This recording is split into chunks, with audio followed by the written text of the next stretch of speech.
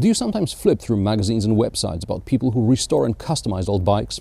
Unfortunately, sheds around the world are filled with unfinished projects because when it comes to choosing, people usually pick bed and wife over couch and motorcycle. However, manufacturers see this trend and start to offer bikes which look like they may have been customized in a shed. Enter Yamaha XV950.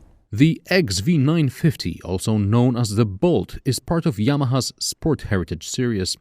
It features a classic bobber shape with modern elements, starting with LED rear light, through this Duke Nukem exhaust to a digital speedo. Yep, someone decided to go cheapity cheap on the project, and instead of a proper analog speedometer with perhaps a digital odometer, we get the standard Yamaha digital display put in a tin. And despite it being digital, it only shows you the speed, distance and time.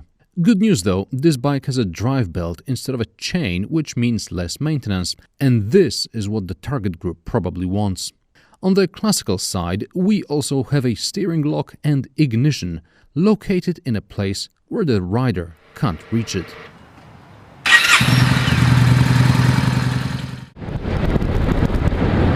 Another classic is the way the engine works.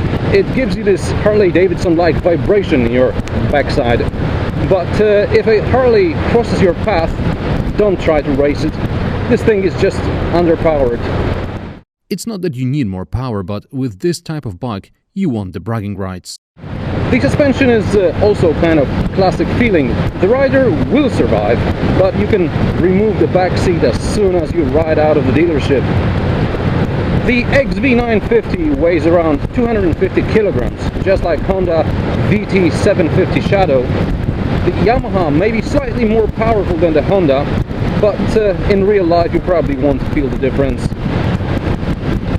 Brakes are pretty good, ABS cuts in late, and if you're anything between 5'7" and 6 feet, that's about 175 and 180 centimeters, you should be comfortable.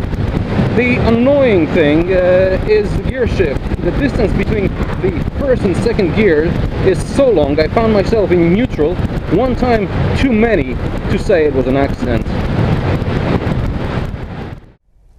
So, an old school looking Yamaha instead of a project in the shed?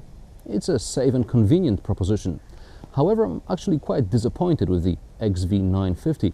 Its looks promise a lot more than you actually get, especially for 8,600 euros.